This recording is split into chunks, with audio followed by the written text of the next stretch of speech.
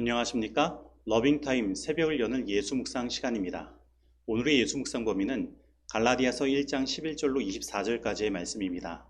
오늘도 이 말씀 속에서 하루를 살아가는 데 필요한 영적인 힘을 얻게 되기를 간절히 소원합니다. 먼저 본문 말씀을 읽도록 하겠습니다. 형제들아, 내가 너희에게 알게 하노니 내가 전한 복음은 사람의 뜻을 따라 된 것이 아니니라. 이는 내가 사람에게서 받은 것도 아니요 배운 것도 아니요 오직 예수 그리스도의 계시로 말미암은 것이라.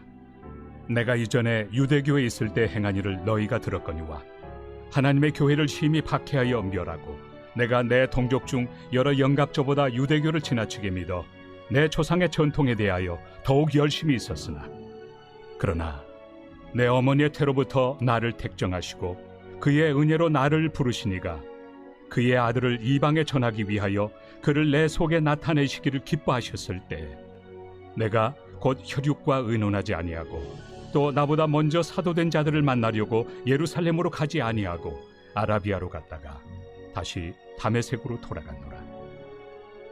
그 후 3년 만에 내가 게바를 방문하려고 예루살렘에 올라가서 그와 함께 15일을 머무는 동안 주의 형제 야고보 외에 다른 사도들을 보지 못하였노라. 보라, 내가 너희에게 쓰는 것은 하나님 앞에서 거짓말이 아니로다. 그 후에 내가 수리아와 길리기아 지방에 이르렀으나 그리스도 안에 있는 유대의 교회들이 나를 얼굴로는 알지 못하고 다만 우리를 박해하던 자가 전에 멸하려던 그 믿음을 지금 전한다 함을 듣고 나로 말미암아 하나님께 영광을 돌리니라. 말씀 줄거리입니다. 바울은 내가 전한 복음은 오직 예수 그리스도의 계시로 말미암은 것이라고 강조하며 자기가 이전에 행한 죄를 고백합니다. 바울은 하나님이 자신을 은혜로 불러 그 아들을 나타내셨을 때 사람을 의지하지 않고 부르심을 따랐습니다. 이에 사람들은 그가 변한 모습을 보고 하나님께 영광을 돌렸습니다.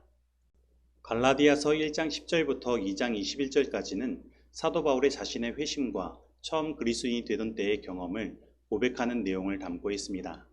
그런데 이러한 사도 바울의 고백은 사도행전 22장 2절로 21절과 26장 4절로 23절에도 나타나 있습니다.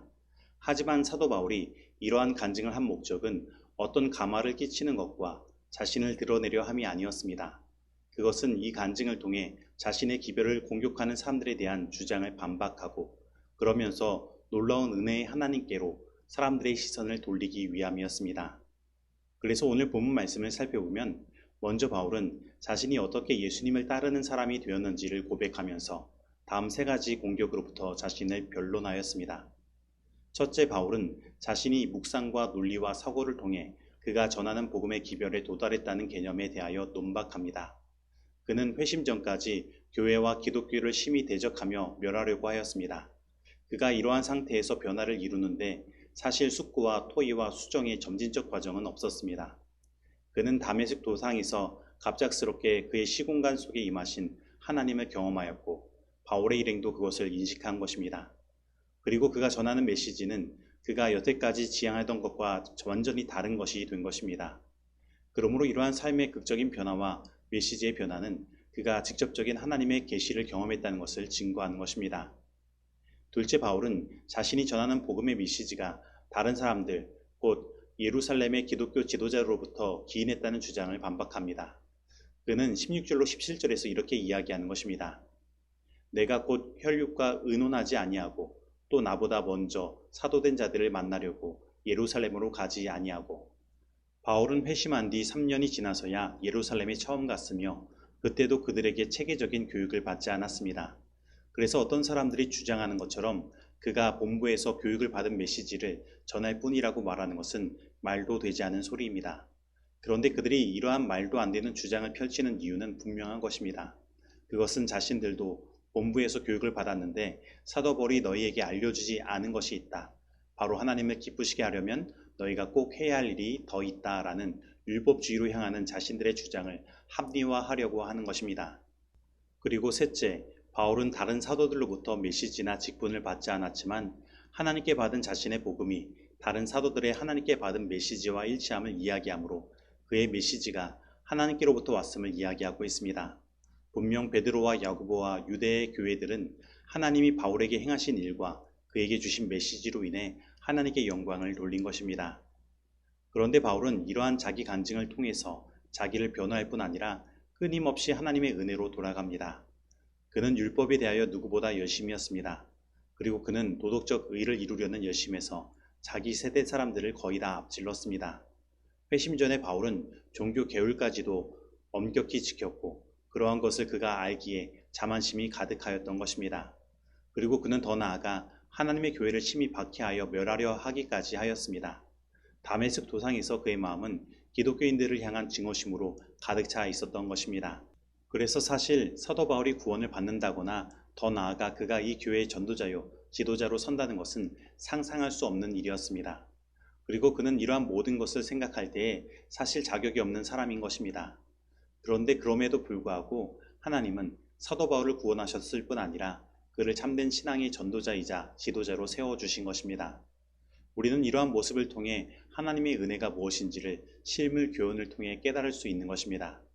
정말로 15절에서 사도 바울이 고백하는 것처럼 하나님의 은혜로 그는 부르심을 받은 것입니다. 그렇다면 은혜란 무엇입니까? 은혜란 자격 없는 자에게 값없이 베푸시는 하나님의 호의로서 우리의 생각과 심령에 강력하게 역사하여 삶을 변화시키는 것입니다. 바로 구원은 우리의 도덕적 종교적 행위로 말미암지 않고 오직 하나님의 은혜로만 주어지는 것입니다. 그런데 우리는 이 하나님의 은혜에 대하여 깨닫지 못하고 얼마나 자주 그 은혜를 경험하기 위하여 그곳에 자신의 행위와 자격을 집어넣으려고 노력하고 있습니까? 우리는 얼마나 자주 무엇인가 우리가 구원을 위하여 행해야 할 것이 더 존재하는 것처럼 생각하여 하나님의 구원하심에 대하여 확신을 가지지 못한 삶을 살아가고 있습니까? 이 세상에는 복음의 은혜가 필요 없을 만큼 착한 사람도 없고 복음의 은혜를 받을 수 없을 만큼 악한 사람도 없습니다.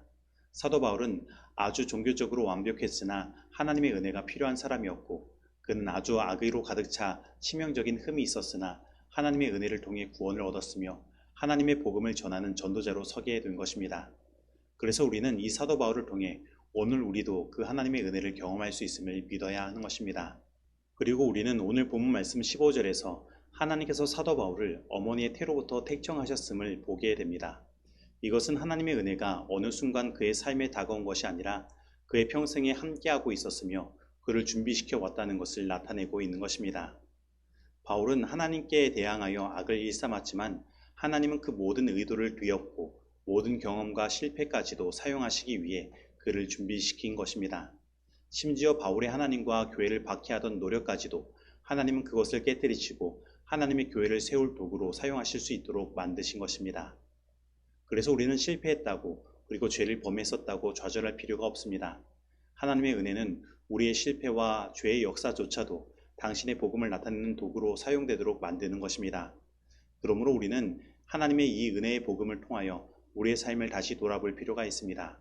분명 우리도 우리의 삶을 돌아보면 이 모든 것이 하나님의 은혜였음을 고백하지 않을 수 없을 것입니다. 그런데 하나님의 은혜는 단지 우리를 구원하시는 일에만 나타나지 않습니다.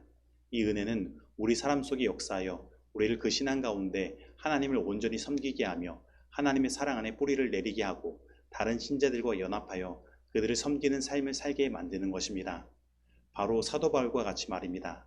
그러므로 우리는 이러한 하나님의 은혜를 깨닫고 하나님의 은혜의 역사하심을 따라 그 은혜 안에 지속적으로 머물며 살아갈 필요가 있는 것입니다. 그러면 우리는 우리를 순종케 하시는 강력한 동력을 그 하나님의 은혜 안에서 경험하게 될 것입니다.